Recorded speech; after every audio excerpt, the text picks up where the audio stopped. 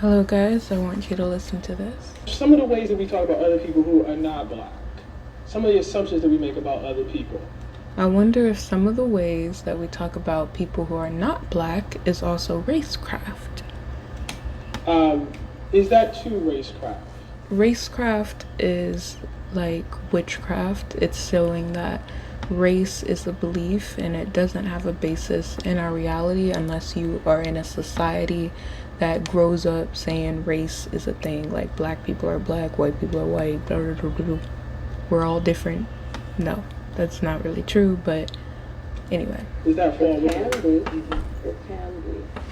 But what we're calling racecraft is the notions that have grown up around the concept of race and out of the practice of racism. So we have lots of false ideas, ungenerous ideas about other people, but they don't all arise out of a double standard on the basis of ancestry, So and especially a double standard on the basis of African ancestry, because one of the points we make, and I've gotten in arguments about this with people, but in the American system, not everybody's ancestry counts as race. Only certain kinds of ancestry count as race. And even now that everybody's learned to talk about multiracial this, that, and the other, and biracial this, that, and the other, which by the way, I object to that too. My sister and I call it multiracism and biracism. And we don't see that that's better. Racism, too cool. But no, I don't think that every ungenerous thought you have about another person is necessarily a racist thought. Because racism, whether you make a conscious assumption that it's inborn in people because of their ancestry, or whether it's because you just, you grew up in a family where people made that identification so often, that you just put it together automatically and you didn't stop to think about it. I think racism is something you have to learn, just as differentiating people of different races is something you have to learn. How do we differentiate? I think Richard Cohen is replying to the Jimmy the Greek thing when he says that there are physical differences, as you point out, there are physical differences between the races. And Jimmy the Greek is obviously dealing with, a stereotype and giving an interesting history to back that up. My question is, how do you differentiate racecraft from just a crude stereotype about a group of people? Well, I guess the short answer to the question is that we're talking about stereotypes that are based on the double standard and that have become part of the system of racism. Racecraft is what makes it, another of the definitions we give for racecraft is it's the process by which racism becomes race. And it is our argument that that's the way the causation goes. You don't start with the perception of people being different, and then out of that grows racism. You start with racism. You start with the double standard, which is a practice and also an ideology. And out of that, race emerges. You learn to recognize people as belonging to a race because you have been in the rituals of racism with them. And I think it's very important to keep that in mind because otherwise, for one thing, we're back to witchcraft caused the crops to fail.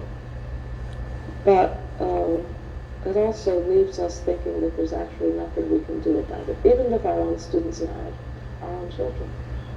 And there is, we can cultivate in young people the habit of trying to analyze things, trying to use their minds to analyze things. Now, as I tell my students, I like to think human beings are rational. I think that is one of the characteristics that singles us out. But as I tell my students, human beings only exercise our rationality in a tiny, tiny part of what we do. Most of what we do is automatic. It's habit. It's the things we've been trained to do or inured to doing or whatever it is, however we came to those ideas. And as I always tell my students, the fact of the matter is, if we actually reasoned every action out, we'd never get anything done. Can't do it that way. I think I brought it up the first time. I was telling them that if we didn't have a kind of ready-made ideological understanding of what we do and are supposed to do, rather than having to reason it out every time, like someone who has to consider each time he gets to the red light. Now, am I going to stop for this one or not? Is there an officer here? Is there traffic here? And most people stop. It's almost programmed that when you see the red light, you stop. I said that in a meeting in Brazil and everyone laughed. I said, no, we don't do that here. We don't do that here. But I said to the students, in fact, if we did not rely on ideological understandings to make sense of what we do so that we don't have to reason it out, then I said it would have been impossible for the world's oldest profession to have been developed. And I always say that, and then I pause, and then I tell them, and whatever you may think is the world's oldest profession, the world's oldest profession is agriculture. Yep. And I said that it was invented most likely by women who would not have had the idea of, oh, well, instead of just gathering, we can plant the seeds and grow the crops and so on. They wouldn't have been able to arrive at that idea if they had stopped to question everything else, such as the division of labor, according to which the men went out and hunted while it was their job to gather the food and so on. So I'm not knocking. Yeah, she's not knocking ideology. But with her explanation with the women, they decided to hunt and gather, right? The women were the gatherers, the men were the hunters, usually. But, you know, in society, some men, they didn't want to hunt, you know. But then she says that a woman decided to decide how to plant things. And if you realize, you know, there were civilizations that were ruled over by women. So I do think, yeah, there can be a society, farming society, civilizations that were started by women, agriculture folk. And I want to get into, because this is just what came up to my mind, Adrenola. She's like a spiritualist. She practices, like, she studied Cuban and Nigerian Yoruba, which is a religion. And she did a video about why did slavery happen. And she said it was retaliation because men enslaved women in Africa. And so now the white men are going to treat you how you did your women. And that was her explanation. But my explanation would be more, it came with the disconnect from the land. Like, we used to believe that, okay, we're one with nature, everything has a spirit. We would even be connected to plants, to the point we would ask plants, hey, do you want me to pick you today? We would be connected to animals to the point where if a hunter shoots an animal, he could feel the poison entering the animal's body as well. Because yes, people can be that connected. And when we live in this world, we're like, oh, that's crazy. But no, that's what hunters would feel. And so I just think as well, Daniel Quinn, he has a book, and it was basically about like a monkey. He also has a good interview where he talks about what would save the world is if we stop growing food. Point is, I do think we started with the disconnect from our environment by saying, okay, this is a plant here and I'm gonna grow as much of it as I can, and I'm gonna make this thing work for me to just keep on growing and keep on growing. And then a woman started that, and then next thing you know, a man started, right, the system of hierarchy, patriarchy. And then next thing you know, this was in a black community, it was a black man.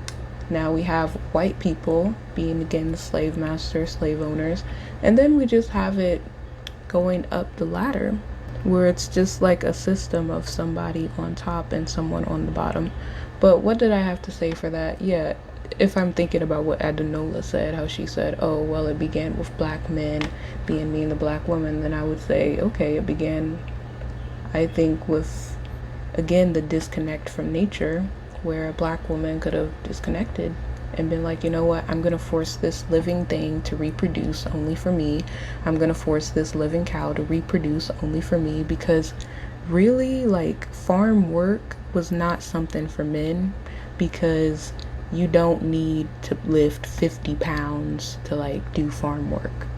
That's why women can do it easily. Like, men, yeah, physically, but how often do men have to do physical things throughout their day? Like, they don't. They really don't.